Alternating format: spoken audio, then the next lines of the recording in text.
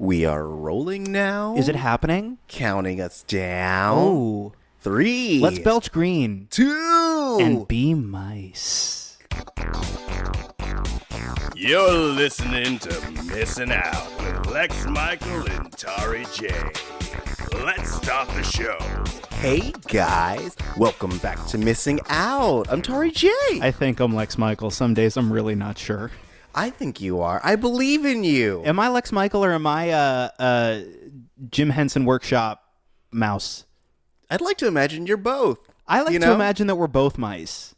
We are. I do. I like to think that to our viewers, we're both Luke and Bruno? Yeah. We're the Luke and Bruno of the podcast world.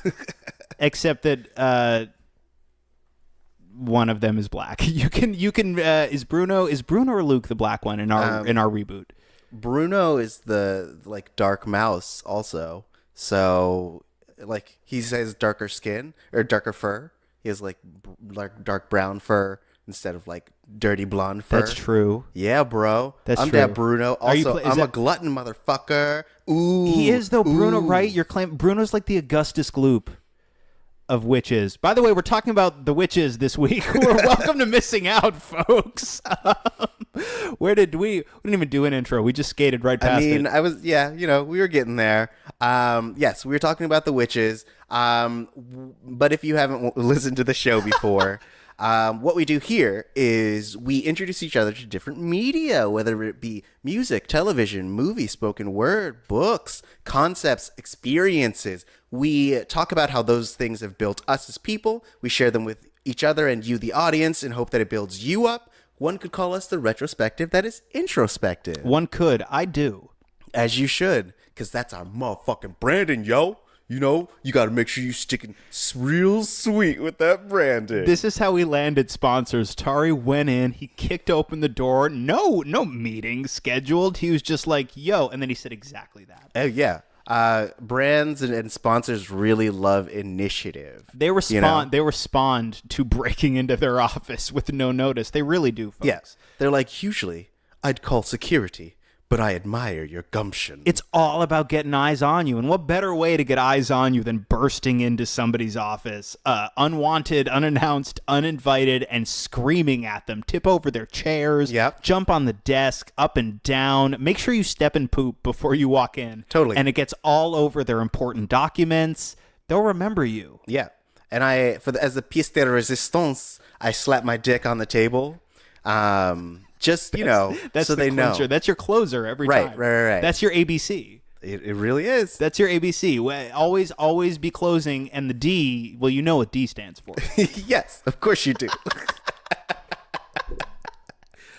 So this week, all right, so this week we're continuing our hashtag witching out October. Yeah. It's October, and I really wanted to watch Bedknobs and Broomsticks, so we're talking about witch stuff all month, kids. Hell yeah. And this week, Tari, you made a recommendation, and your recommendation was?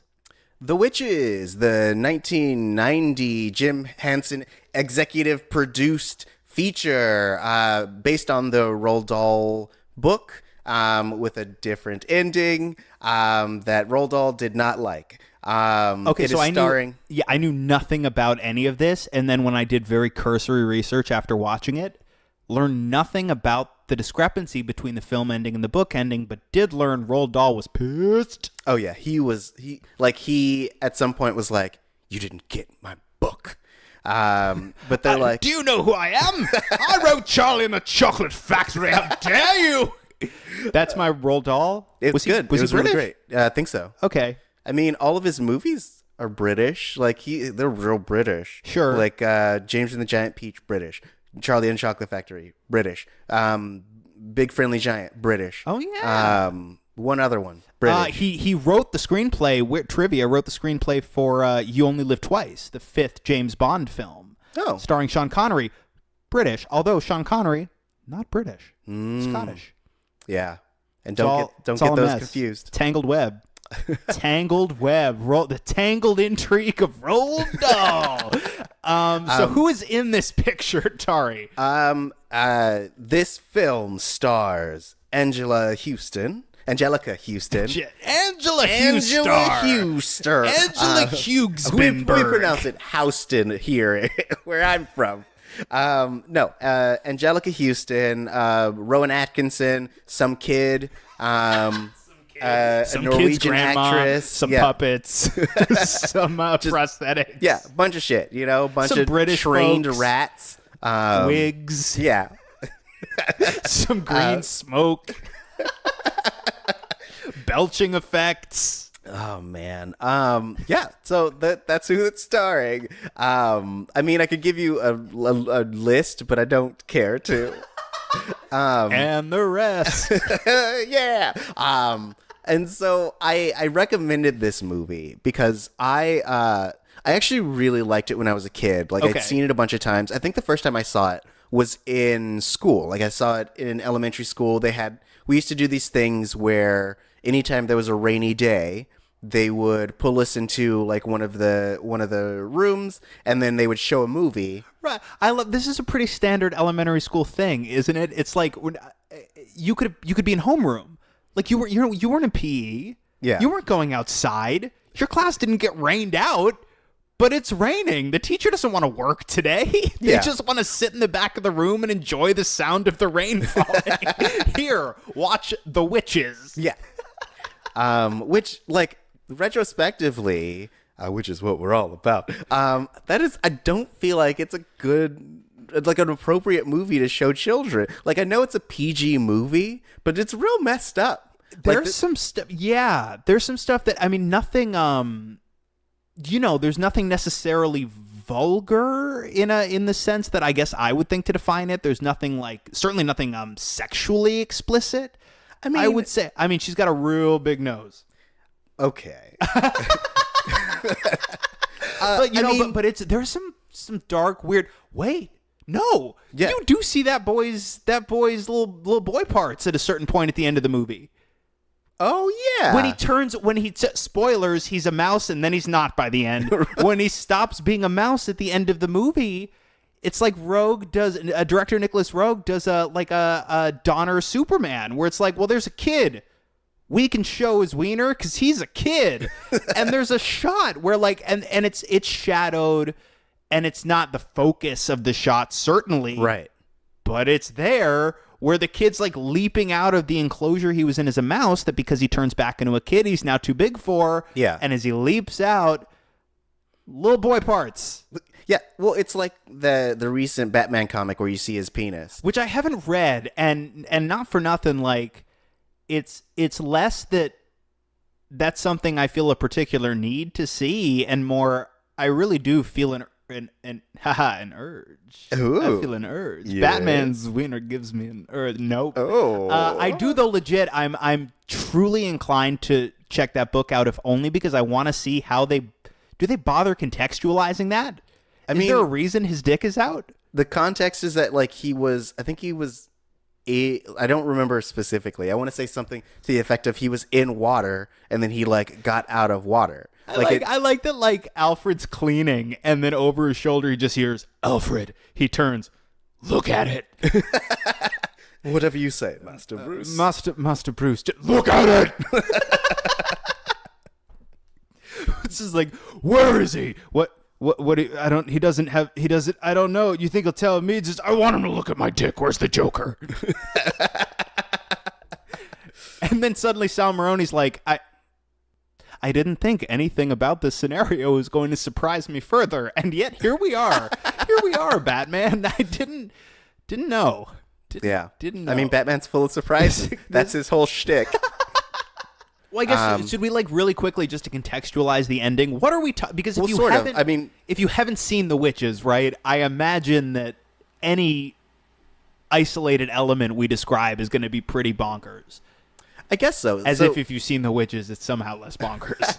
I guess let's kind of do a quick recap of what this story is. I don't know if you want to do it or if you want me to do my own recap version. Do you want me to because there's actually not a ton to it, and at the same time, there is a lot to this. There's a lot going on in this relatively simple premise as it's laid out. So Luke, this little boy, I guess they're all on holiday, right? And he's with his grandma, and his grandma's telling him stories about witches, and he's super intrigued. His grandma seems to know a thing or two, and she ain't telling bedtime stories. It seems like she's telling stories like, yo, kid, I've been through some shit. Yeah. Let me prep you because a war's coming. So she's telling him all these bedtime stories, and he's enraptured by it. At a certain point, his parents perish, right, in a vehicular incident. Yes.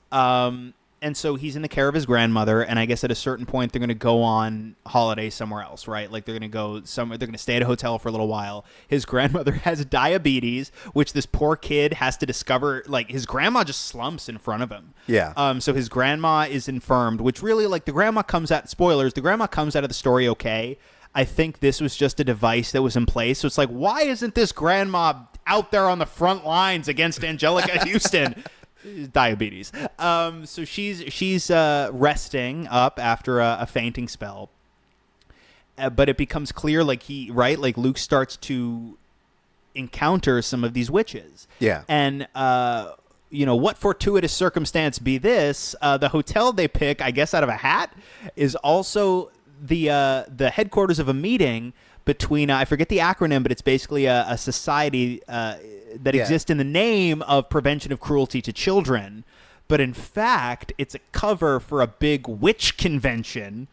And Anjelica Huston plays the head of this like massive convention-style coven of witches. Yeah. And she's basically laying out the way you would, like, here's our business seminar, and I'm going to lay my pitch out. Here's our next year. Yeah. Here's our next fiscal year.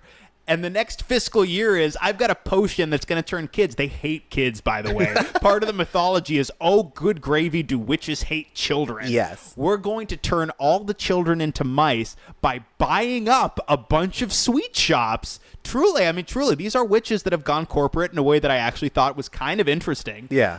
We're going to buy up a bunch of sweet shops, and we're going to lace all of these sweets with our formula that I have developed. Only me, Anjelica Huston, with a nose this size. That's how witches determine rank, I'll have you know. Of course, yes. Only I can lead you into the future with my specific formula. And I guess their end game is just to turn all of the children with this formula into mice. Now, tell me, because maybe I missed the profit step. Because, again, this feels like underpants gnome logic to me. Okay. It feels like turn children into mice is step one. Step two is a bunch of question marks, and step three is profit, unless their only goal here is to turn children into mice so they can stomp on them. In which case, it makes sense. Yeah. It just seems like a lot of effort. Okay, well, I can contextualize this a bit with some stuff in the book, in that the added intention was to have their teachers and their parents kill them, like, after they become mice. Like, that's the, like, end goal, which was, I believe, cut to because it was too dark. Okay. And so, like, that, and also, but with their hatred of children, I mean, of course, with their hatred of children, essentially it just means that these children become mice and disappear and they're gone, but also, like, it's a way of them not getting caught. You know, because most people will just assume that their child vanished without a trace and they have a rat infestation. Sure, but at that point, couldn't you just kill them? Like, at a certain point, like, the kids are missing, right? There'd still be an inquiry if there was a rash of child disappearances. The same way you'd think there'd be an inquiry anyway if there was a rash of child deaths. And if they hate kids that much, wouldn't you just cut out the middleman, as it were? But as you say, too dark. Right. But also, I mean, they go out of their way to specify, because, like, the one witch is like, yes, we poison them. And she's like, no, we don't poison them. We're above You want to that. get caught? Only magic. Magic only. Right, but you can't, like, magic poison them? No. Well, I mean, the magic poison is the rat serum. I guess. Or so, all right, so we're buying into, like, because you could kill... I'm thinking Harry Potter rules, I guess, because you can magic someone to death in a number of different ways if we're going by Harry Potter rules. But all right, the witches' rules are a little closer to real world, I suppose. Right. Also, I mean, they are Turn kids into exceptionally mice and they're cruel. closer to real world. They are, and you could argue for sure that that's way more fucked up than just killing them, especially if in the source material, the objective was, no, we turn them into rodents and their loved ones or familiars kill them. Yes. That is way darker. Right. To be fair, that is exceptionally darker. I mean, and that's their modus operandi. They're like, we want to get rid of these kids so we can like just stop smelling dog poop. That's right. That's what. Isn't that how the grandmother describes what children smell like to witches? Yeah. I mean, and look, I get it. For them, it's like if you live in a city that like everywhere you walk, there's dog poop. You're like, we got to clean these cities up. Right. We got to clean it up. We got to get rid of all the dog poop. It just so happens that their dog poop is children. Yeah. You get it. Yeah. Ooh, totally. That is pretty real world stuff. Totally. That's pretty. That hits close to home. Sorry, Jay. That shit's. It's like a good balm, man. It's topical. Yeah. I really you earlier you brought up the like ABC always be etc. And I really like that. You could have just said closing. Etc. is actually more syllables. Well, because ours was specifically always be closing dick. Oh, there's a dick involved. Yes. Yes. But like I do like that. Essentially, these witches were getting a Glenn Ross speech where it's like, you guys haven't been killing children for enough, and I want all the children gone. You're all miserable. Who told you that you could work with witches? They're like, you want this gold watch? You want this watch? You get 30 children a day. Yeah, the one who turns the most children into mice gets this set of steak knives. And that lady, and that one lady, she's like, you want life? Life is for closers. And she eye beams her to death. Oh my God, she does just kill somebody in the meeting. You don't question the Grand High Witch. No, the Grand... Yeah, that's a title. That's a title that I can't not think of the clan when I hear Grand High anything. I mean, yes. I think that there was a very specific line you can draw, especially because Anjelica Huston's accent is distinctively German. Very German. Yeah, and her objective is to exterminate a group of people. Which we're literally turning into rodents. Right. To justify our prejudice as such. Uh-huh. So, I mean, there's a very specific line you can draw from, the witches to parties who are unsavory. Not a party I'd like to attend. No. No. Not at all. Unless there's cake. Unless there's cake. Ku Klux cake. It's cake with a K. It's cake with, it's spelled K-A-K-K-E. And somebody's like, cocky? No, cake! Yeah, boo, cocky. And somebody in the back is like, okay. And somebody's like, shut up, Brian. Oh, man. Since we brought up Anjelica Huston, I really liked... Yeah, can we talk about what she's doing in this movie? She's doing a lot. She's doing so much. There's a lot of acting happening in the Anjelica Huston corner of this frame. Oh man, it's funny. Before I watched yesterday in the nebulous time frame that we record this, I'm still stuck on, you wouldn't even know who sang "Shut Up, Brian" because they're all wearing hoods. How do you even know it was Brian? Because it's always Brian. It's always Brian. It's like that scene in Django where they're talking about the hoods, right? And it's like, my wife made these hoods. And it's just like, shut up, Brian. I'm sorry. It's so great. You were saying? Anjelica Huston. She's doing a lot. Oh, yes, she is. Yes, she was doing a lot. Yes. So when I was watching it, or before I started watching it, one of the reviews on Amazon, which is how I watched this the movie again. So guys, Amazon, rent it for only $2.99 on Amazon.com. essentially what someone was like, it's like everyone's phoning it in terms of acting. And I was like, No. son, are you watching the same movie I'm watching? 'Cause, Frankly, like, I don't think a single member of the cast is phoning it in. Oh, hell if no. anything, I think they're committing so hard it feels bizarre.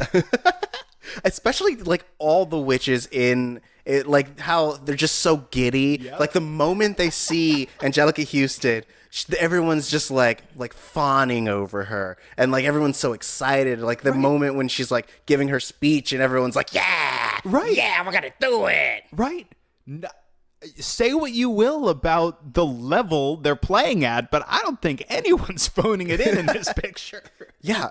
And she's doing a lot. Like, I was reading, not a review. I guess I was just doing research, and they were talking about how, Nicholas Rogue is known for doing more like edgy material, more sexy type stuff. Well, he's I knew so little about this movie other than the key art, which is like Anjelica Huston in the big kind of flowing purpley cloak thing. Yeah. That's pretty much all I knew about this movie. And then I saw that Nicholas Rogue directed it. Nicholas Rogue is best known to me. I think he's best known to a lot of folks as the guy who made The Man Who Fell to Earth with David Bowie, which Okay. is like a very erotic alien story. Right. So yeah, that's very much in line, with his reputation, which is why it was so surprising to me that he made this Roald Dahl inspired kids movie with puppets and prosthetics and whatnot. Yeah. I think everyone else was very surprised as well, and I think that like there were a lot of parts of it that were supposed to be a bit darker, not necessarily more sexy, but just like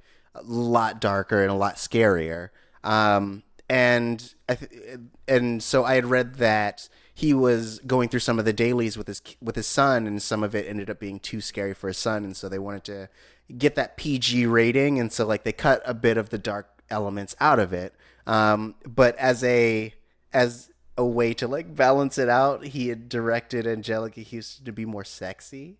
And like you definitely get it, because she spends the whole time doing like sexy eyes at most people. Isn't there some weird? Is it her? There's some weird like thrusty stuff happening. I think, right? Is it when they turn Bruno into a mouse?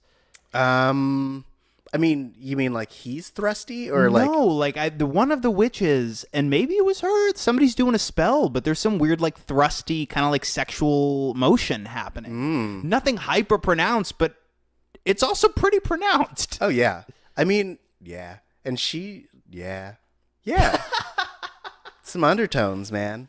But like, yeah, so she is playing this really, it's interesting to see her as like the human form Anjelica Huston versus the like Grand High Witch version of herself. Cause like when she is in her human form, there's something like really like sultry and appeasing about her. But like when she is in her Grand High Witch version, not just in terms of the like the prosthetics and how she looks, but also in the way that she talks and the way that she moves are so much more like rough and like, what's the word, like gravelly and like grotesque. Sure. And yeah, and like she like leans and is very like, her voice becomes more gruff, and it's so many different levels of just disgustingness. It is cool that she was so on board with being buried under layers and layers of prosthetics for what, 50% of her screen time, maybe what felt like 50% of her screen time. Yeah. And those are some crazy prosthetics, by the way, like the most crazy haggard, like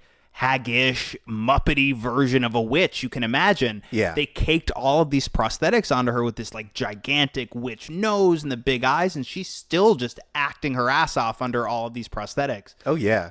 I think I had read that she had been super hesitant about it because her last movie also required prosthetics, and she was like, I don't want it. What was her It's movie hard. before this? I don't remember. Well, Vamp. No. And so she, You were like, no. essentially she had to kind of be, she was very professional about it, and she was like, all right, I'll do it because it's part of the vision. And so she essentially, it was 5 to 6 hours to apply it. That was only 5-6 hours? That looks like a heck of a lot more than 5-6 hours worth of makeup. It may have been like, okay. Oh, I think it may have been 5 or 8 hours to apply, and then 5 hours to remove. Okay, 8 hours. I could see. If you told me it was longer than 8, I'd be like, all right. But 8, I could definitely see. Yeah.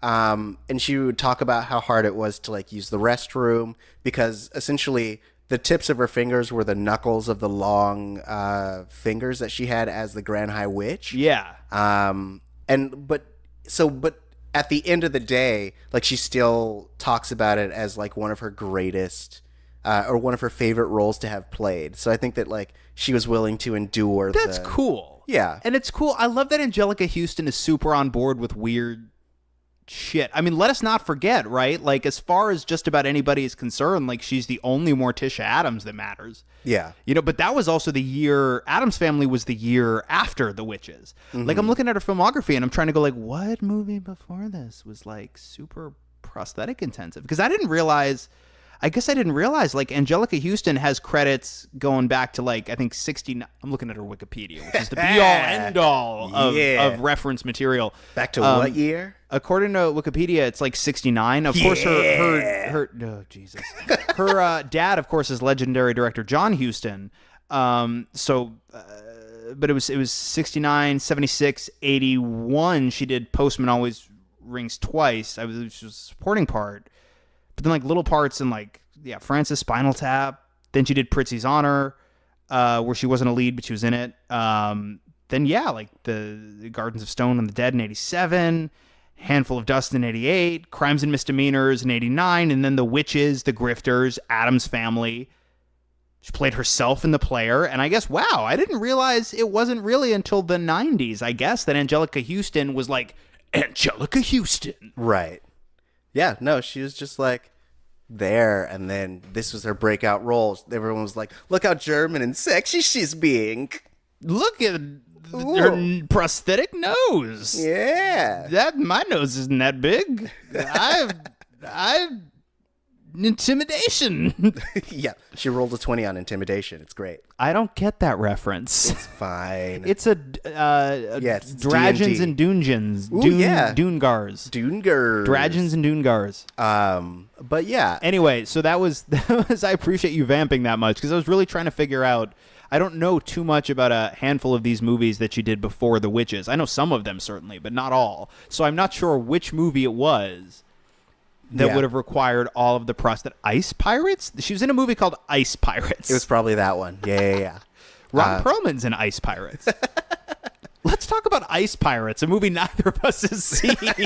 Okay, I'm going to tell you what I think it's about. Okay, Ice Pirates, it takes place in a world that is all desert except for the very top ice caps, and so the world is starving for water, and so these ice pirates take the ice and they sell the water. Oh my God, you're right.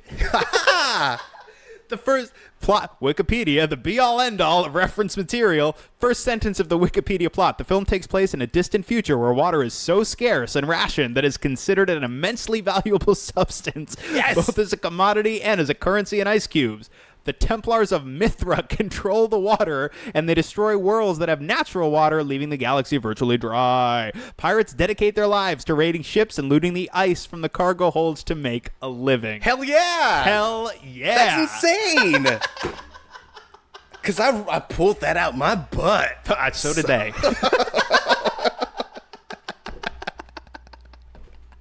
Oh, man. I really wish... So, like, when I was a kid, I don't think I really understood that the grandma and the Grand High Witch had a history. Okay. Because they don't make it hyper explicit, but it's very much there. Yeah. And so, like, now I kind of I wish there would be, like, a prequel where it's the grandma doing all her stuff, chasing down the Grand High Witch, you know? Because, like... That seems real cool, especially because, like, no one believes her about the witches. Like, when the movie starts, if you didn't know the movie was called The Witches, then it'd just be like, oh, man, crazy old grandma with her crazy old wives' tales. I wonder where this is going. Right. Well, it's like how... Hey, look at this child cruelty prevention seminar that's happening. What an uplifting tale this will... What? Yeah. It's like in the beginning, I don't know if you've seen Moana, but... Okay. I watch films. I mean, but like not everyone watches all Disney movies. Like, I like delightful, heart-soaringly magical musicals as much as the next person. okay, fair enough. I'm just saying, like, I haven't seen Brave. Like, so you name something. Come now. Okay. It's right. Like all you got to do is occasionally cock your head and drop "come now" into a conversation without really linking it to any specific thing. Yeah. And you'll make the other person insecure, uncomfortable, and thus you will wield all the power in that moment because they won't know what you're judging them for. It's true. I gave away my secrets. Oh no! Now you have to come up with new secrets. That's the secret. That's what that whole book is about. But in Moana, the beginning, you get the tale of the heart of Tafiki from her grandma, and everyone's like, "Pshaw, Grandma, you're crazy. Stop scaring all the kids with the crazy heart of Tafiki stories." And then, so it feels like that, like where she's like, "Witches are crazy," and everyone's like, "Oh, Grandma, you and your crazy witch tales." But she's like, "No, like I spent my whole life hunting down witches," and I believe I read in the book that like she's a lot more like terse. Yeah, that is a word. She's a lot more terse and she's a lot more grizzled. I don't know what to call it. She says "fuck you, kid" a lot. Yeah, a lot. It's real great. She's almost she kicks become him a witch at least herself. 4 times. Like he cries in the book way more than in the movie. I don't know. I think at one point they allude to him being force-fed a rat, but I'm not sure. And that rat was Bruno. Yeah, it was Bruno.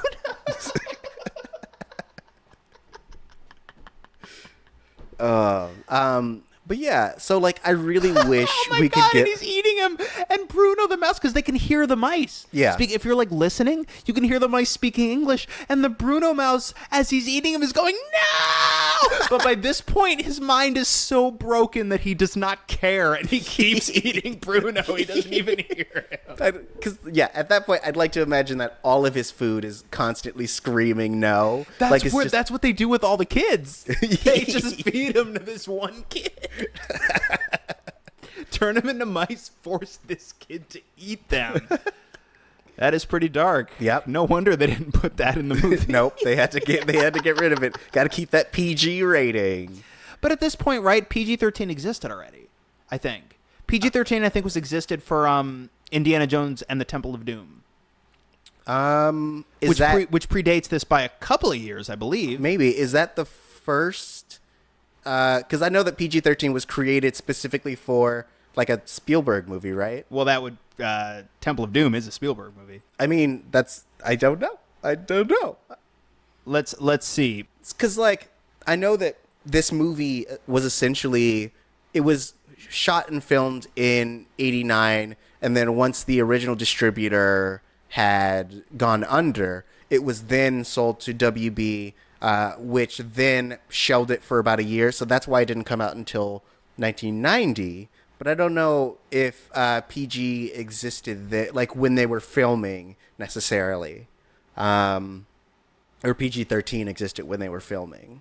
At this point, no. At this point, PG-13 would definitely have been a rating. So it's interesting that they couldn't have shot for a PG-13 because, okay, so the PG-13 rating, it was partially because of Indiana Jones and the Temple of Doom. I think it was that movie and Gremlins came out at about the same time, and I think they drew a lot of ire, like, okay, this is maybe a little bit too much for PG-13, which suggests that young audiences could be totally on board with all of it. Yeah. But you go in and you see, like, Temple of Doom is far from a movie for young kids. Yeah. They literally pull hearts out of people and drink blood in that movie. Yeah.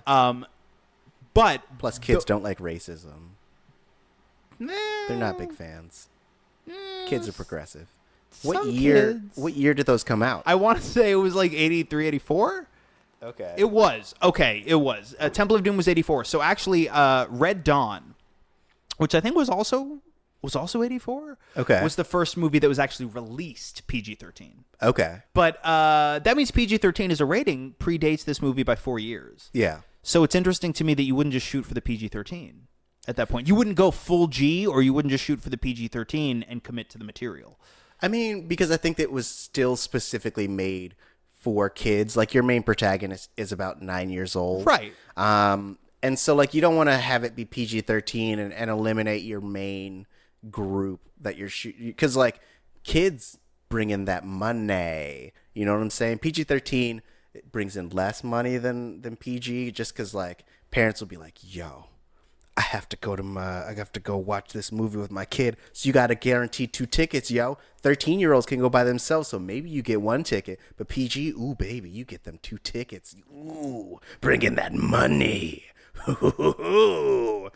So basically what I'm saying is that it really helps to bring in the money. It also to have probably it helps PG. to bring in, especially at the time, probably helps to bring in Jim Henson. Right. Yes. Although Dark Crystal and The Labyrinth were Henson productions, and those were pretty dark. Probably. I've never seen them, so I don't know. Oh man. Really? Yes. No, you don't know. You're not down with Goblin King, Jareth, and whatnot. Yeah. No. Is that David Bowie? It's David Bowie. Okay. You're not down. You're not down with the big old J, the GK. Totally. I'm down with GK. I mean, they don't call him that in the movie. I call him. Yeah, you know May. Because we're super tight. Down with GK. Yeah, you know May. It's one of the songs in the movie. Yeah. You said you hadn't seen it.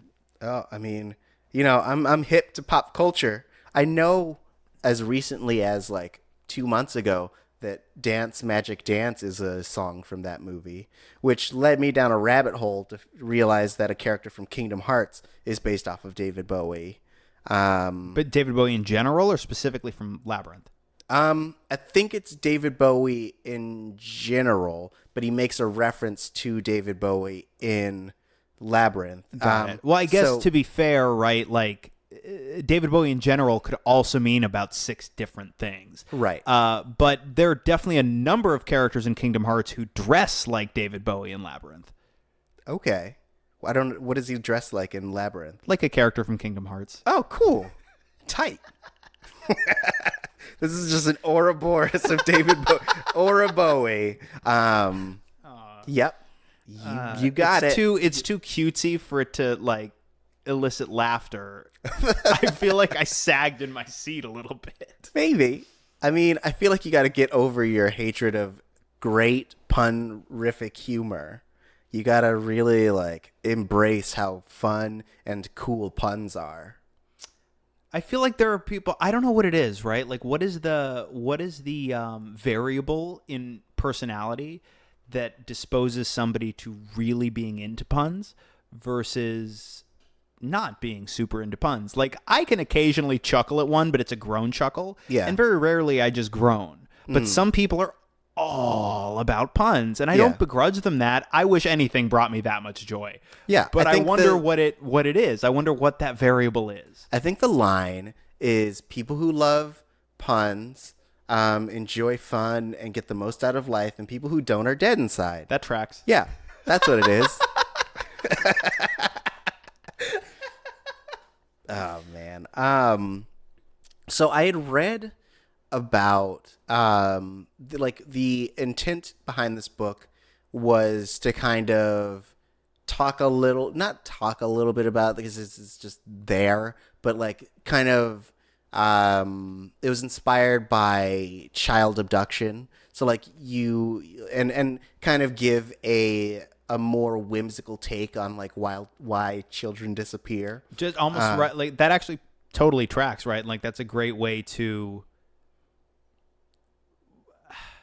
I'm trying to think of a better word than placate, because there's definitely a better word than placate, but it's like, how do you process something so horrific and dark? Yeah. Something that is real. And sometimes even if you're capable of addressing that it's a very real, horrific thing, sometimes just to process it at all, it helps to process it through the prism of something fantastical. Right. Because how else do you begin to wrap your head around something that dark? Yeah. So that perfectly tracks for me. Like that's it's a really dark basis for whimsical source material, But hell, some of the most whimsical and beloved stories of all time have their roots in things equally dark. Yeah. So that makes a ton of sense. And honestly, I could see that being very helpful for him as the author. Yeah. Having to try and process something that real and that horrific. How do you do that? Well, maybe we process it through the prism of something fantastical, and it will make it a little bit more, if not solvable, then at least addressable. Yeah. I feel like it's weird, though. Like, I get that witches are a thing, right? What do you mean? Like in the context of the story or in our world? Like in terms of as a concept. I understand that witches are a concept. Yes. But essentially this story, if you take the story outside of a vacuum, and it's like, all right, kids, here's what you gotta know. Any woman you meet could be a witch. Never trust women because they could all be a witch that's trying to kill you. Which I think is weird. Okay, so I didn't necessarily read it that way, if only because I didn't think I was ever supposed to distrust Grandma. Right. And I don't think at any point I was supposed to consider that Luke's mom was a witch. Yeah. But I didn't read it as every woman is out to get you. I did, though, I guess, now that I'm thinking about it, kind of read it as, you better look real close at every woman. You better, because she might be out to get you. Mm-hmm. She may not be, but you better look real close. So, okay, that's not that much better. Right. I mean, but, it's a story about witches, and witches historically are female. So, yes. I get... you could apply different terminology, a lot of, I guess it depends on who you ask. Because warlock, a lot of people think of that's the male witch, but a lot of people who call themselves witches in our world might take offense because apparently a male witch is a thing. Right. Apparently. I mean, because... Or mages. Well, yeah, it depends on what your witch origination is. Like if you're talking about specifically from the Wiccan religion. I should have retained more. Maybe I'll talk about this a little bit more next week. Oh yeah. But I lived in Salem, Massachusetts for a while. Uh-huh. And I was around a whole bunch of people who were very entrenched in the Wiccan community, and they were all really good people. So I'm actually I don't want to, even the stuff that okay. There's plenty of things that just made me go all right, look, you do you. You're not hurting anybody. So, all right, hey, fuck yeah, unicorns. I feel like I should remember more about specific terminology given how much time I spent around them, but I do kind of remember warlock is don't call them a war. That's offensive because a warlock is a bad, a negative, not evil necessarily, but somebody who is using that magic, whether it's magic or earth magics, are using them for negative purposes intentionally. Yeah.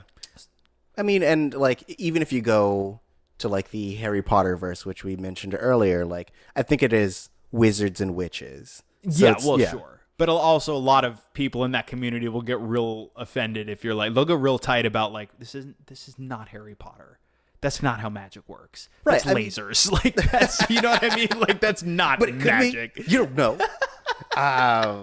Well, because there's so many different renditions of what makes a magic person magic. Right. So even going into D&D, wizards, for example, so you have three different versions of magic users, right? You have wizards, you have warlocks, you have sorcerers.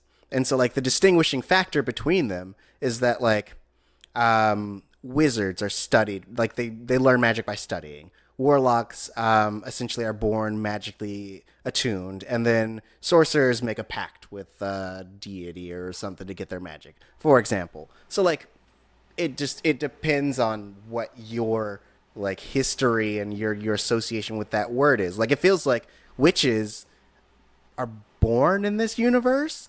You're born a witch and you're cool.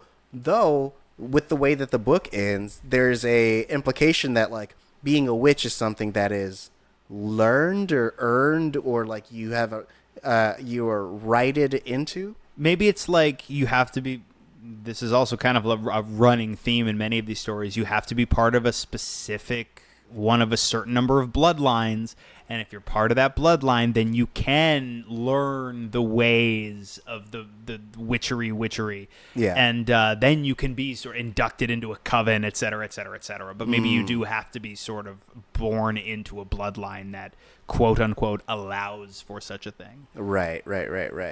I mean, and that kind of makes sense. I wonder, so like, this is kind of my foray into how the movie ends. So like the like big thing that made Roald Dahl dislike the movie was they shot two different endings. They shot one that was just like the book, and then they shot one that ended up in the final version, which is a more happy ending. In the book, Luke, he has no name in the book, he's just the first person narrative, the boy, stays as a mouse, and it's basically he says something to the effect of like, I'm only gonna live for another 9 years. We're gonna start the war against the witches, and then essentially, like, I wouldn't want anyone else to take care of me. There's that most messed up moment in the movie, and I guess it's even more messed up in the book, I guess, because that sounds like that's the ending. Yeah. But it kind of fucked me up when the kid, Luke, is a mouse. They really think Luke's just a mouse forever. Yeah. And he's like, you know what? I think I'm okay with being a mouse. How long do mice live? Let's go do some things. And like, he seems so positive about it, and it shattered me. Well, I mean, but that's what Roald Dahl wanted you to get out of it. Like, he wanted you to be like, you know, what's so bad about being a mouse? Like, what's so great about being a human? Like, you do what you can with the life that you have, whether you're a mouse or a person. I know. I totally can get behind that message. It's actually a really salient, kind of empowering point to make. Still fucked up. Yeah, and so that's why he was so angry about them changing it to be more of a it does happy really ending. right. If that's what his intention was, it's not just a happy ending. It's an ending that utterly undercuts what apparently his intention was. Yeah. But I think that, like, well, so they did test screenings showing both ones. And, like, so Jim Henson was like, look, we're going to film both. You know, like, I want to respect your vision, but, like, this is what people, like, the test screenings, people liked the happy ending a lot more. It was more well received. And then after Roald Dahl was like, yo, take my name off this. I hate it. Don't fucking talk to me about it. And then, like, Jim Henson wrote him like a personal apology letter, and he's like, okay, fine, I'll let you do it. But like, that's what it took because it was so different from his vision. And then they had to basically go back and like lay the groundwork for it. So like, there's a moment when the good witch, Mrs. Irvine, the assistant to Anjelica Huston's character, she is like sitting and eating her food alone in the hotel, and she you hear her say, I didn't want to be one of them anyways. Right. But it's ADR'd in, and so it was like their way of like planting that seed earlier on. And so they do sort of plant it early on, and it still feels pretty arbitrary. I mean, she did technically owe her life to, I mean, in a way, I guess. She avoided the fate of being destroyed by this plot. So, you know, she owes her life in a way to Luke and his grandmother. All right. Okay, then I guess maybe that's even... maybe this is even worse, because then, okay, I can see that tracking, but the execution still made it feel arbitrary. Yeah. I mean, a bit. I mean, because there's no real explanation why. Because you even see her earlier in the movie, and she takes off her wig, and so she's definitely like a bad witch. I mean, and you can also understand why she would be disgruntled, because like she's treated like shit by Anjelica Huston. Like there's that moment when they're entering the hotel, like Angelica's room, and Anjelica basically like slams the door on her, and she's like, "Oh, I'm still coming in here." Right. Like, so she's, you know, she's not treated super well. She didn't need incentive. She didn't need the incentive of, you spared me this awful fate. She's just looking for any excuse to get the shit out of there. Right. Yeah. And so like people have interpreted it to mean that like she turned him back into a human as a redemptive arc. Like she is redeeming herself. So she does that, and that's why she becomes a regular, like, good witch. Like, she has normal hands and she has hair. That's how you know. That's how you spot the difference. I mean, there's that moment when she's, like, in the car and she, like, looks at her hands. She's right, like, she's like, my hands, they're hands again. yeah. I mean, there's no... I can go to the bathroom when we cut. No, but, like... Right, I could track that. I could track that because maybe she didn't need too much more of an excuse to defect, as it were, and find she owes, you could argue she owes a little bit of a life debt to Luke and his grandmother, fine. Yeah. But, like, you know she's not going to do anything for Bruno. Like, when he's like, don't forget Bruno! Like, she waves and she drives off, and she's like, I ate Bruno, bitch. Like, Bruno's fucked. Oh, I remembered. I was reading like book movie differences. Yeah. And I guess there's a high implication in the book that Bruno's dad had him drowned by the manager. Dark. Wait, like knowing that it was Bruno? Yeah. Like he knew it was his son, and he had the manager drown his son as if the son was a rat, knowing it was his son. Yeah. It's pretty dark. Yeah. It's pretty dark. Yeah, they can make a new one. Can we talk about Rowan Atkinson? Speaking of the manager, can we talk about Rowan Atkinson giving like the most subdued, like, here's Rowan Atkinson not doing Rowan Atkinson performance, but then showing up at the end and just sort of killing everybody, just killing all the witches? Yeah. Like Rowan Atkinson saves the day. He's like the Luke Skywalker of this Last Jedi, in that he like refused the call insofar as he refused to not be an asshole for most of the movie, and then at the end of the movie he sort of does what Luke Skywalker hypothetically suggested, which is he walks out with a laser sword and he faces down the entire First Order, except instead of a laser sword, it's like some knives and stuff. And instead of the First Order, it's some mice. And it doesn't track, but that's a popular movie. So let me do this for the algorithm. I mean, I feel like it's more like him in like New Hope, where he blows up this Death Star and you don't have to think about how many people he fucking murdered.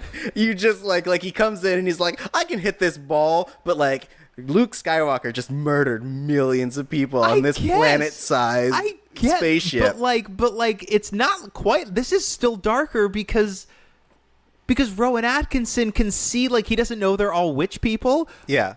But it's canon in this movie that you can hear the mice scream like people if you're listening. Yeah. So he just either hears them and doesn't care, or doesn't even care enough to hear them. Yeah.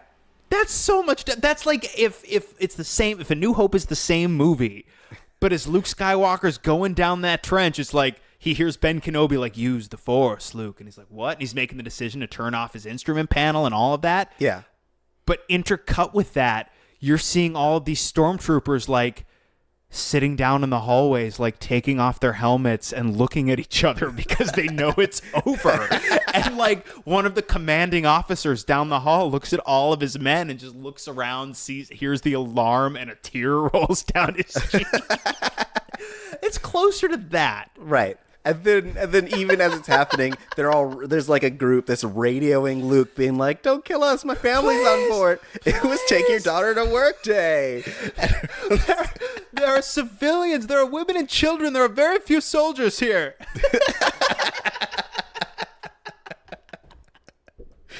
We know Darth Vader's here, but it's mostly women and children. Yeah, you could imagine that, like, if stormtroopers had families, like, or even just like because the grunt people, like this, it's like a military base. Yeah, it's planet size, right? So like they bring their families, they all live there. Think about it. This goes so much further than like the Clerks conversation about like independent contractors still working on the second Death Star when it exploded. Yeah, which is fascinating conversation, I suppose, but.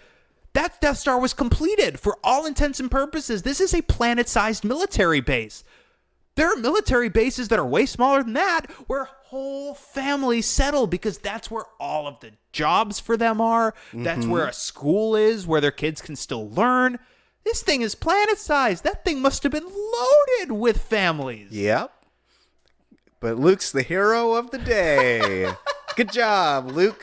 They were bad families. That's why he went off to that planet. Side. That's why he went off to, what is it? Not Crate, Octo. That's why he went off to Octo. I know some things. Yeah. That's why he went off to Octo. He's like, I realized I killed those kids, man, and I just couldn't. Yeah, he's like, I'm no better than my father. Right, like about a decade later, I was sitting on my porch, sipping on my green milk, and I was like, wait, hang on.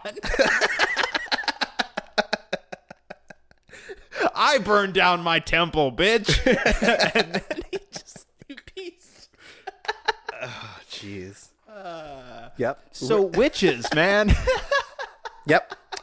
Well, I think I also read that like this was Rowan Atkinson. This was before Mr. Bean had come out.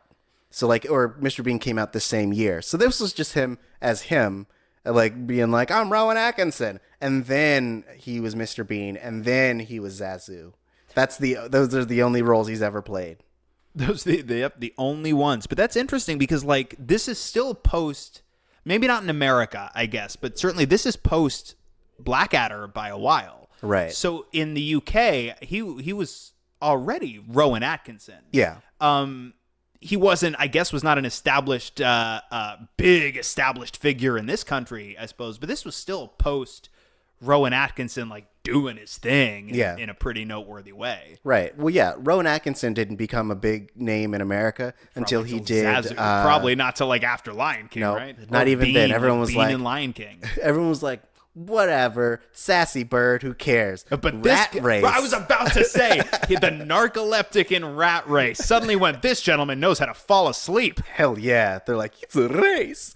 It's a race. Oh my God, though, that might actually, no, wait. No, but like we're like joking, but that might actually be it for a lot of people. Probably. Like I recognized Rowan Atkinson pre-Rat Race. Yeah. But like we're pretty much in the age bracket where like, yeah, I think I recognized him, but I don't know that I knew the name Rowan Atkinson. Yeah. I definitely knew his face from things. But I don't think, I think it was Rat. I mean, do you yeah, feel embarrassed? I feel like I'm supposed to feel embarrassed that it was Rat Race. No. Because, like, I don't even think I think I didn't realize that Zazu was Rowan Atkinson until, like, 2014. Really? Like, I was listening to Can't Wait to Be King, that song. And then it was like, blah, blah, blah, starring this person, Rowan Atkinson. And I was like, oh, that's cool. It's a race guy. It's Smita Bean. Yeah. I don't say that ever when I hear Rowan Atkinson, but believe you me, I'm thinking it. Of course. Smita Bean. But yeah. And hey, let us not forget Johnny English. He got 2 pictures out of that character. Ooh. Johnny, are you familiar with Johnny English? No. Johnny English, I've never seen it. I've seen the trailer, though, so I feel qualified to discuss this picture in detail. Yes, of course. I believe the general premise is he's basically doing a variation on, like, the Rowan Atkinson character. Yeah. He's a dude with insane physicality who, like, is so dumb that he's not a person. How is this person alive? Yeah. But he's a secret agent, like a James Bond-type secret agent. And it's like, Johnny English, you remember how he only said we'd only call you if all the other agents were dead? Yeah. Well, and it's that, and now he's gotta go on. I don't know if that's how he sounds in the movie. It's just in my head.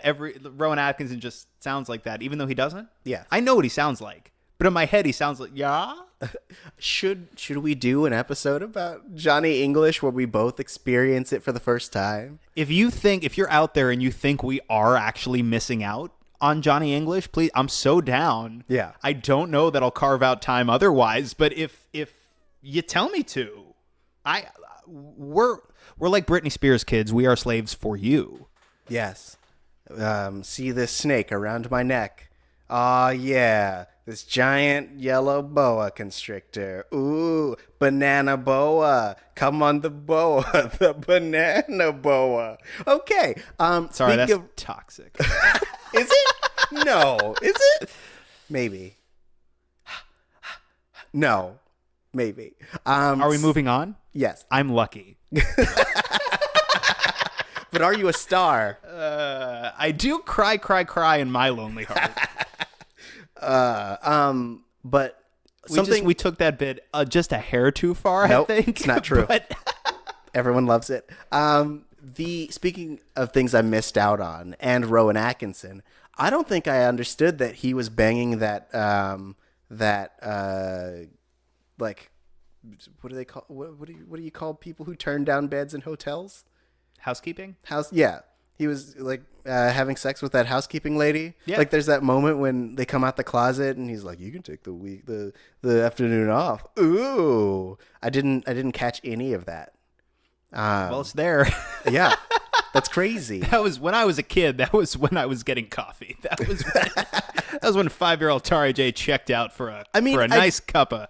I think I just assumed that like he was scolding her. He was just being her boss, being like, "Yeah, you can take the afternoon off." Like it's one of those things where when you're writing a scene, sometimes you start in media res. Sure. And so it was just like the end of their whatever conversation they were having. He did his thing, and then like later when they were talking about being together, I think I was more focused on what's going to happen to dim witches and not like Sure. Yeah. This is a subplot that doesn't really go anywhere of consequence and really doesn't need to be there. It's just more to establish this is a person who has a life before he shows up at the end and kills all the witches with a big old chopping utensil. Yeah, and that lady is his sister. Keeping with the Star Wars. Oh, this is your headcanon? Yeah. I get it. So he's still the Luke Skywalker in your analogy. Yeah, he is. Who's the Han Solo? Bruno? It's either Han Solo is out for his reward and Bruno is all about chocolate. That's true. I would say it's either Bruno or it's Bruno's dad, like that really like dude who has many needs. Like he's roguishly annoying.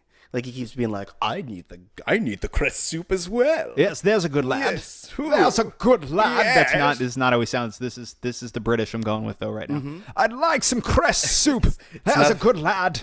It's not the British that you deserve. It's the British. It's the one you're getting though. Yeah. It's not the British you need, it's the British you deserve. Okay. But do you have any last thoughts about the witches before we go? I mean, there's a lot going on in this picture. I feel like we hit a good amount of it. I liked that there were puppets, man. I'm a big puppet guy. Yeah. I like that there were puppets. I like seeing movies where the hand of the Jim Henson workshop is evident. Yeah. But where we're not necessarily telling a Jim Henson story. We're not telling a Muppet story. We're not telling a Sesame Street story. Yeah. Speaking of Sesame Street, shout out to Carol Spinney, the original Big Bird, who after I think 50-ish years just finally retired. Pour one out for the legend. He's still alive, but pour one out for his tenure as Big Bird. But point being, I really love seeing that touch applied to projects that are, yes, this is relatively family friendly, but slightly less so if you really just dig slightly deeper, slightly less so than certainly Sesame Street, certainly. Yeah. I like that. I like, things like The Dark Crystal, things like Labyrinth, things like this too. I like seeing that touch applied to stories that get a little bit weirder.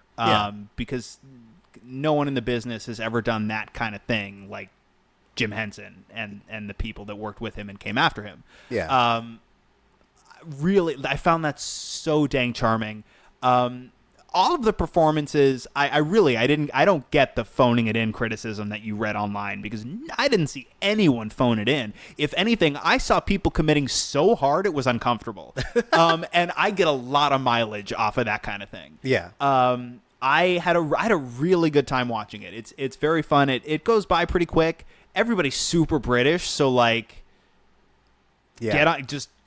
I hope you like British folks. I mean, it wasn't any more British than Bedknobs and Broomsticks. No, which is I had a moment. Fucking British. I had a moment watching it, being like, "Wow, there's a theme now. It's not only the witch theme. We're actually like doubling down on disadvantaged British children in dangerous magical scenarios."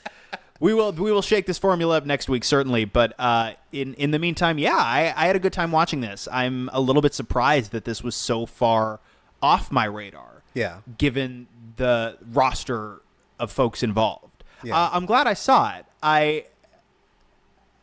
I think, it may be a little bit too late for me to develop a close relationship with this movie the way I would certainly have, I think, if I had internalized it from a young age. Yeah. But I'm definitely glad it's on my radar now, because what an odd picture. I mean, yeah, I'm really glad I got to revisit it. Like, I feel like I will sometimes either reference it or mention it to people, and they won't really know about it, or they won't know what I'm talking about, and that like bums me out. But like having revisited, a lot of it holds up so well. Like you were talking about Jim Henson's hand being in it, and I love, because their whole thing is it's all about practical effects and things of that sort, which hold up so well. Yes, and so much better than unless we're talking the very, very best digital effects, and we're only talking the last like 3 years or so. Yeah. Digital effects ain't gonna age anywhere near as well, anywhere near as charmingly as even the schlockiest practical effects. Yeah, and there's something very like visceral about having these practical effects, because you can feel like you can touch it. Like, yeah. It feels tactile. Right. Yeah. So like the transformation sequences are shocking, and they're grotesque, because you feel like there's an actual person becoming a mouse, and it's not just like how they do, like, let's say in the Sabrina the Teenage Witch, the 90s series, where, you know, it just has like an anamorph effect where someone goes from being a person, a light forms around them, and, you know, then they're an animal. It's very specific, like an ear becomes large the way a mouse's would, or you grow whiskers, or like even the nose growing effect on Anjelica Huston's character, where it goes from being this normal thing and you get this close up. And we're shooting stages of the development, right? Yeah. So you know that we're doing this makeup on Anjelica Huston, and then, okay, we're going to get our shots of that. And then we're going to basically then either take that off and do something different, or just build on what we already had for another probably couple hours, come back and shoot these shots of the next step of the progression and the transformation. And we're going to do that enough times until we've completed that. But every time another step has been taken, that's hours of additional work just to get that next step of transformation. Yeah. And I get that that's part of why they don't do it that way anymore. But for fuck's sake, you can't replicate the effect of that, the feel of that for an audience member with a computer. We still can't. Right. It's why people will talk about this when they talk about the new Jurassic Park versus the old Jurassic Park, where like they did so many practical effects on the original Jurassic Park that like the dinosaurs feel real. There's like a component to it that like really makes you feel immersed, whereas like a lot of the dinosaurs in the newer Jurassic Parks the newer Jurassic Parks, because they're plural, are very CG, and you don't really get a feel that they're actually there, which kind of disconnects you from the whole experience. Yep. So yeah, I really enjoy it. I think it's something that like I might, like if I ever have kids, like it's something that I feel like I would show them after a certain point, and I'd have to explain a lot of things. But yeah. They'd be like, Daddy? So in the book, he drowns his child. Yeah. And it's not even in a response to a question they ask. Just credits roll. You don't even go, what did you think? Yeah. You just turn to him. So in the book, he drowns his child. Just saying. And then go to get a drink or something. We're so lucky. Yes. You're stars. But tonight you'll cry in your lonely hearts. Okay, Lex Michael, where can people find you if they want to talk to you more about this sweet, sweet hashtag witching out? Oh, after all this, does anyone want to? I'm all over social media at the Lex Michael. You can find me at Tari J. That's TaurijAY. You can also find this podcast at Missing Outcast. That's MissingOutcast. And if you have a chance, if you love what we're doing, please go on whatever platform you're listening to us on, whether it be Podbean or iTunes, Google Play Store, Stitcher, Overcast, any of those. Leave us a rating. It really helps other people find us. It really helps us know what you like about the podcast so we can keep doing that. And it really just helps us interact with you guys. So if you want to leave us a comment, we'll read it on our Missing Out Monday segment. So please do that if you have a chance, because we love hearing from you guys. We really do. It means a lot. Also, please vote. Yeah, do that. Please. All right, guys, we will see you next week when we'll be talking about Hocus Pocus. Little Hucky Pucky. Oh, yeah. The Hucks and the Pucks. Hashtag Witching out. witching out. He just dabbed so fast, Barry Allen would be like, what was that?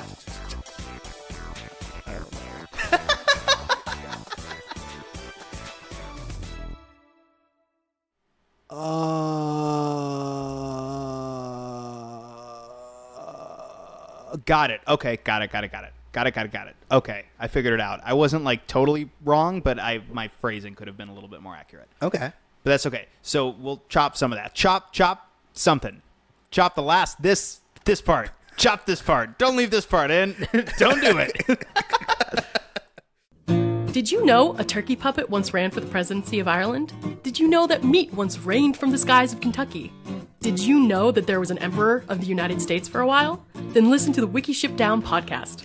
We live in an age when the sum total of humanity's knowledge can be found in your pocket on a smartphone at any given time. But when that knowledge is peer editable, like it is on Wikipedia, what does that say about mankind? So follow us down the digital rabbit hole as we drink, joke, and curse our way through the random button on Wikipedia and see where our journey through humanity's knowledge takes us. While you're at it, follow us on all social media at Wiki Ship Down. I'm Ruth Ann. I'm Ryan, and be sure to find us every Wednesday on iTunes, Stitcher, SoundCloud, or wherever you listen to podcasts.